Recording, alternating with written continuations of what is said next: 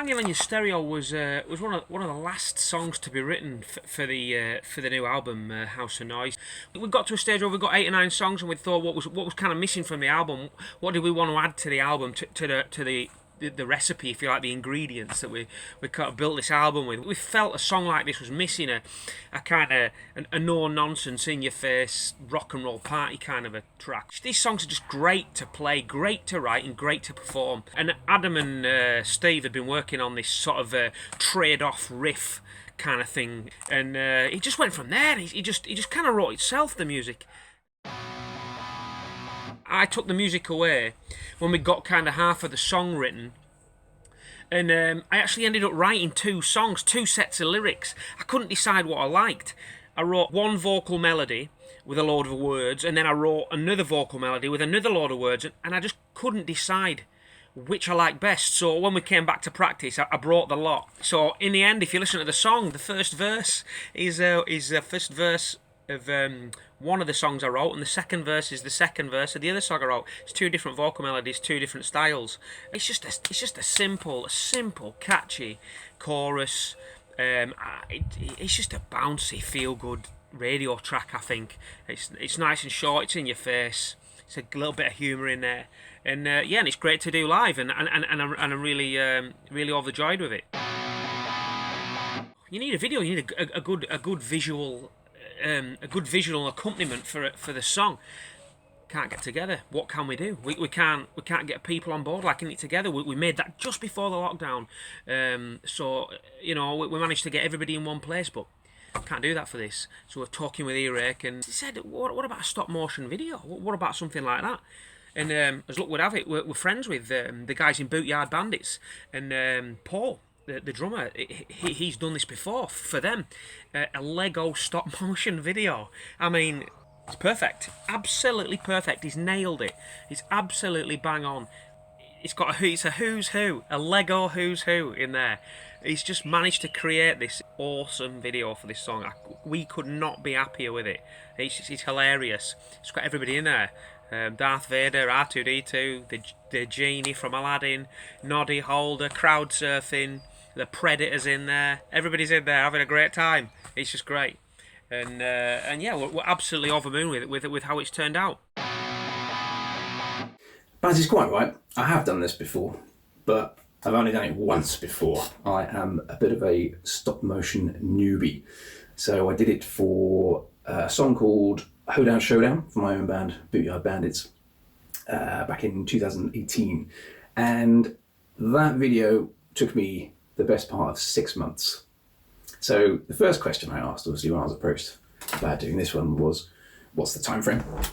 And they replied, 4 weeks. So I confidently said, I can do that, no problem. Now, because it was such a short time frame, that did kind of dictate that I couldn't really go crazy with it. I had to make it quite simple in its essence. So although there's quite a lot of different scenes, they're all very, very simple, and they tend to not have an awful lot of characters in them, apart from obviously the end live scene. But I didn't want to make it so simple that it was boring. So I didn't want to make it just like the only novelty of it is that, oh, it's a Lego band playing in a room. Oh, what do we do? Because I feel like that would get very, very old very, very quickly.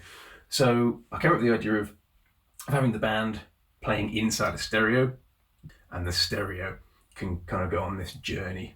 And Baz can pop in and out of the radio and be in some of the scenes, and he goes off to India and into space and into medieval times and back to 1973.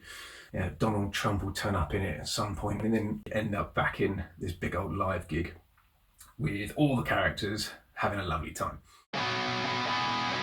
The record label particularly really were very keen on having kind of like an A-list Lego cast, essentially. So they're like, when else can you have Superman and Batman and Darth Vader in the music video? So those A-listers, we'll call them, very easy to find on the internet. Just pop on Lego websites and eBay, etc. And you can buy them. The band, on the other hand, not quite so straightforward. There are 3 dudes in the band who are quite simple.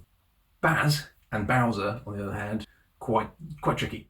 tattooed Lego arms, even the sleeves on the others' arms, the hair on the bowler hat, the stripy torso, and Bowser's what's been affectionately coined as extra padding on his torso, was all made by a friend of mine who is a very, very talented artist and a professional nail technician. So she's got all this this equipment and all these materials that she could use basically to make super robust adornments to the figures. So I called her up and said, look, I'm on this really tight schedule. Are you able to do this? She's like, yeah, no problem. Halfway through the filming as well, they were like, cool. Could you possibly make Noddy Holder out of Lego? I can ask. So I asked, and she did, and he's awesome. I think he's a great addition to the whole thing, really. The sets, as I said, are so simple that, I mean, things like this. That's from the little medieval scene. There's nothing complex about it. It's that on like a cardboard background, and that's pretty much what all of the sets were.